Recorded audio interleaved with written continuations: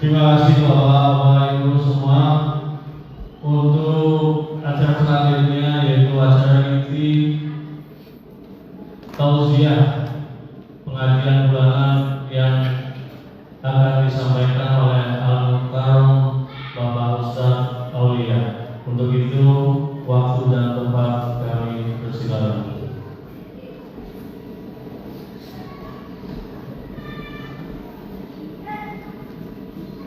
Assalamualaikum warahmatullahi wabarakatuh. Waalaikumsalam.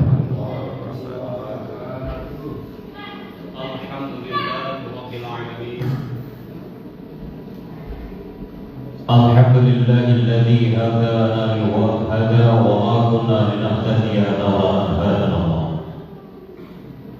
Asyhadu an la ilaha illallah wahdahu la syarika lah wa asyhadu anna Muhammadan abduhu wa rasuluh. Allahumma shalli wa sallim ala habibina wa syafi'ina sayyidina wa maulana Muhammadin wa ala alihi wa sahbihi ajma'in. Al-ayah al-ma'bah. Hadratul kiram para alimin ulama, tokoh masyarakat sesepuh bini sepuh, wabil khusus kepada dikail musalla Baitul Muttaqin dan kepada hadirin wal hadirat as-sadiqah Hajj al-Hajjah, semua yang hadir di sini, mudah-mudahan Allah Subhanahu wa taala limpahkan rahmat dan karunia-Nya, diberikan kesehatan jasmani dan rohani, kekuatan iman dan Islam. Amin. Allahumma amin. Yang saya muliakan pula para guru-guru, para masyayikh, wabil khusus kita, sesepuh kita, Bapak Haji Muni Zakaria,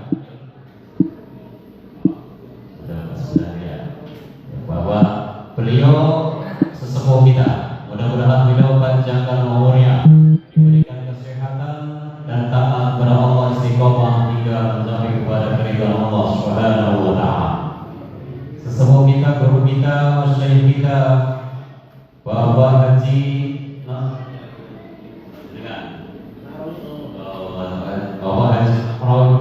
sebagai bendahara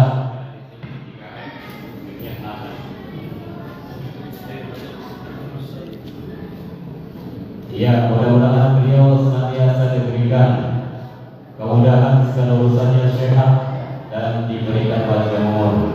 Para asatidz dan Bapak Haji yang saya muliakan, Haji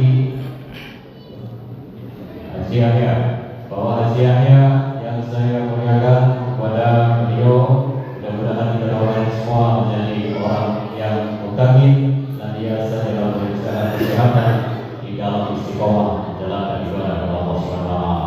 Yang saya muliakan pula guru kita Ustaz Izzuddin Esa, beliau kori kita malam hari ini suaranya mendayu-dayu ya, seperti kori-kori nasional di NTB ya, gitu. Luar biasa ya, Masya Allah. Itulah ilmunya sudah nampak jelas menjadi keterangan bagi dirinya dan nampak bagi kita semua. Hadirin jamaah yang dimuliakan Allah Subhanahu wa taala. Perkenalkan, nama saya Muhammad Aulia Hafiz Al-Majid ya. Mungkin pada belum kenal nih sebagian, kalau beliau Pak Hasim sudah kenal, memang sudah tetangga ya, Masya Allah. Dan mudah-mudahan kita berjumpa di wajah di majlis yang mulia ini, di musholla yang betul-betul indah ya di pandang mata. Mudah-mudahan menjadikan inspirasi bagi yang lainnya untuk terus berkreasi ya, namun harus diisi dengan sesuatu yang lebih indah lagi, yaitu dengan thalabul ilmi ya, thalabul ilmi dan nanti dan lagi. Jadi wajib menuntut ilmu itu dari ayunan hingga kenyang lahat. Bapak Ibu, kalau ada majlis taklim yang tidak hadir, hukumnya wajib tuh, hadirnya wajib ya, hukumnya wajib hadir. Itu berita Allah, ya, dan akan diangkat derajatnya oleh Allah Subhanahu wa taala bagi orang-orang yang berilmu. Yaitu adalah yarfa'illahu alladziina aamanu minkum walladziina utul ilmi darajat wallahu bima ta'maluna khabir. Ayat ini tadi dibacakan oleh kita. Jadi ayat ini menunjukkan bahwa Allah akan meningkatkan menaikkan derajatnya sesuatu hambanya, yaitu dengan pengetahuan, baik itu pengetahuan ilmiah maupun pengetahuan agama. Generasi kita harus dibangun dengan ilmu, negeri kita juga harus dibangun dengan pengetahuan.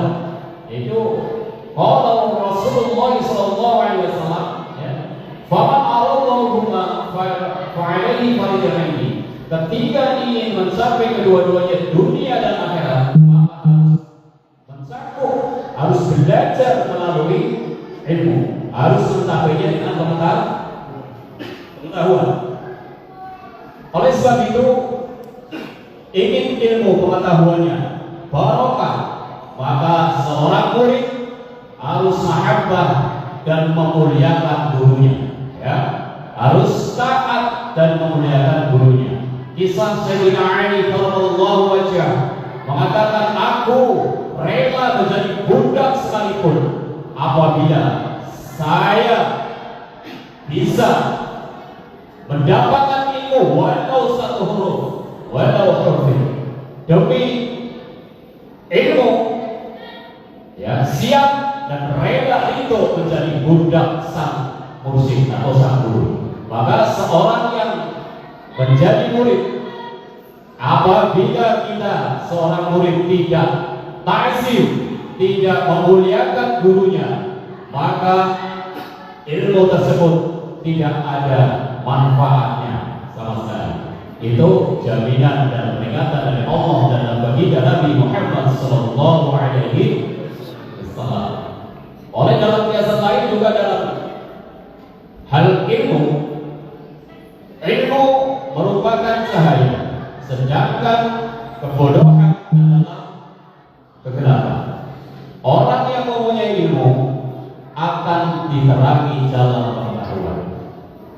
Bapak Ibu sekalian, ada suatu kisah seseorang alim, ya, al-alamah pada generasi masyayikh, generasi mazhab Imam Syafi'iyah.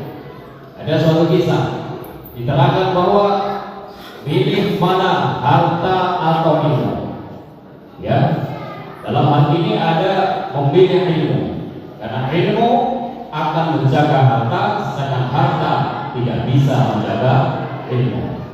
Jadi banyak sekali kejadian dalam kehidupan kita, orang yang punya harta, punya modal untuk usahanya, apabila dia tidak mengetahui ilmunya akan hancur dan bangkrut. Itu pas, ya. Namun apabila punya ilmu, pengetahuan yang cukup, maka modal pertama adalah ilmu, kedua adalah harta. Maka menjaga harta dengan perlu ilmu. Dia tidak akan boros dengan hartanya. Dia akan memanage mana yang lebih urgent atau yang lebih diutamakan terlebih dahulu. Maka orang yang tanda kutip bodoh dalam pengetahuan ilmu, apalagi tentang bab fikih, muamalah, fikih, ibadah, fikih muasyarah dan sebagainya, itu perlu benteng pengetahuan agar selamat dari hartanya yang menjadi sifat haram, riba, tercela dan lain sebagainya. Hadirin sekalian yang dirahmati Allah Subhanahu wa taala.